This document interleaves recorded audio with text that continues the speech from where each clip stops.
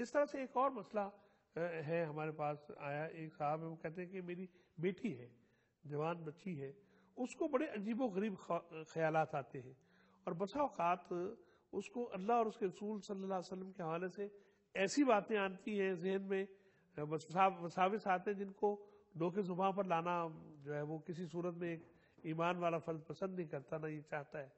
تو یہ جو وساوس ہیں، پھر اس کے ساتھ اس کی طبیعت بھی خراب ہوتی ہے اور اس کے مسائل ہیں.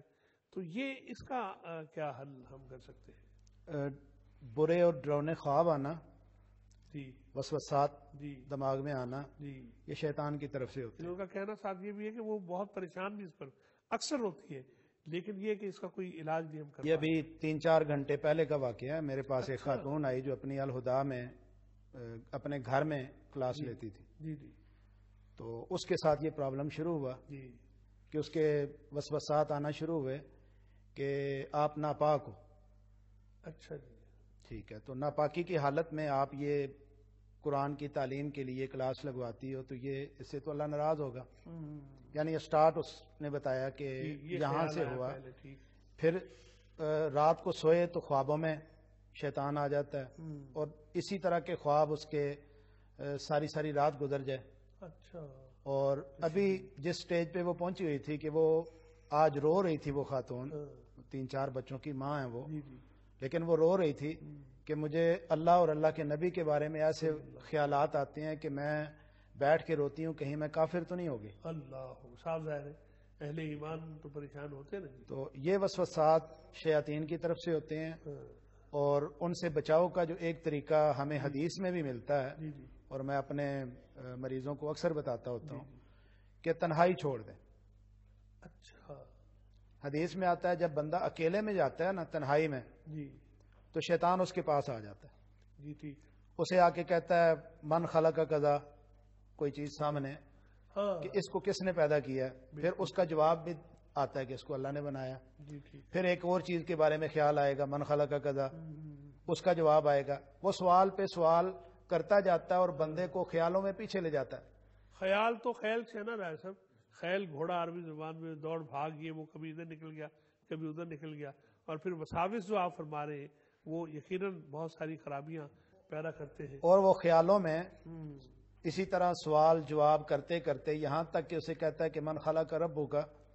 ہاں بالکل. اچھا، اگر ان ساری چیزوں کو تیرے رب نے پیدا کیا تو تیرے رب کو کس نے پیدا کیا؟ آپ صلی اللہ علیہ وسلم نے حدیث میں فرمایا کہ قبل اس کے کہ وہ شیطان خیالوں میں اسے اس سٹیج پر لے جائے کہ تیرے رب کو کس نے بنایا، جلدی جلدی تنہائی کو ختم کر کے اپنے آپ کو مصروف کر لیا جائے. مصروفیت مثبت ہو تو یقیناً انسان بہت سارے مسائل سے بچ جاتا ہے. گفتگو کا سلسلہ نازل نبی جاری ہے. ایک چھوٹی سی حالانکہ نبی علیہ السلام صلی اللہ علیہ وسلم کون سی ایسی بیماری ہے جس کا علاج نہیں ملتا؟ کون سی ایسی بات ہے جس کا علاج نہیں ملتا؟ ایک صحابی آ کے عرض کرتے ہیں یا رسول اللہ صلی اللہ علیہ وسلم، کچھ دنوں سے میرے دل میں اللہ اور آپ کے بارے میں برے خیال آتے ہیں. اللہ کے نبی صلی اللہ علیہ وسلم نے اسے فرمایا کہ آمنت باللہ ورسولہ هو الاول والآخر والظاہر والباطن وہو بکل شیء علیم. یہ نسخہ بتایا اس کو کہ تو یہ پڑھو، اللہ تجھے شفا دے گا. اس نے اس کو پڑھا، اللہ نے اس کو شفا دے. مریض تھا نا وہ، آیا نبی صلی اللہ علیہ وسلم کے پاس. اور یہ کتنی خطرناک بات ہے، ہمارے پاس مریض آتے ہیں بہت بیچارے اتنے اس چیز سے عاجز آتے ہیں کہ خودکشی تک کر لیتے ہیں کہ دل میں اللہ کے رسول کے بارے میں دل سے گالی نکل رہی ہے، نعوذ باللہ، اللہ کے بارے میں برائی. نبی صلی اللہ علیہ وسلم نے اس کا علاج بتایا ہے. ہمیں چاہیے کہ کنوے کریں، لوگوں کو بتائیں. اب اللہ کے نبی نے اس کو علاج بتا دیا، ختم. اب قیامت تک امت کا جو بھی بندہ جس کو یہ تکلیف ہو وہ یہ پڑھے، اللہ اس کو شفا دے گا. والأول والآخر والظاهر والباطن وهو بكل شيء عليم. يا حي يا قيوم برحمتك أستغيث لا حول ولا قوة إلا بالله. يا حي يا قيوم برحمتك أستغيث رب أعوذ بك من همزات الشياطين وأعوذ بك رب أن يحضرون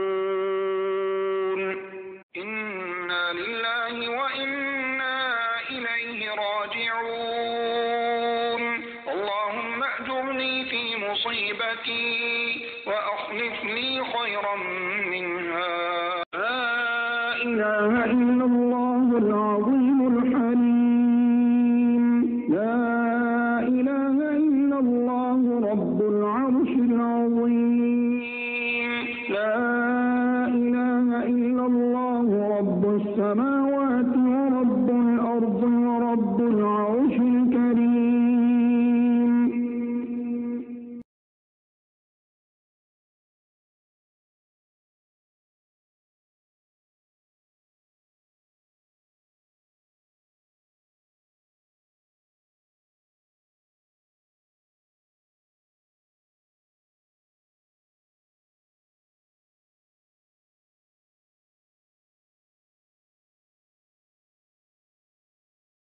حسبنا الله ونعم الوكيل.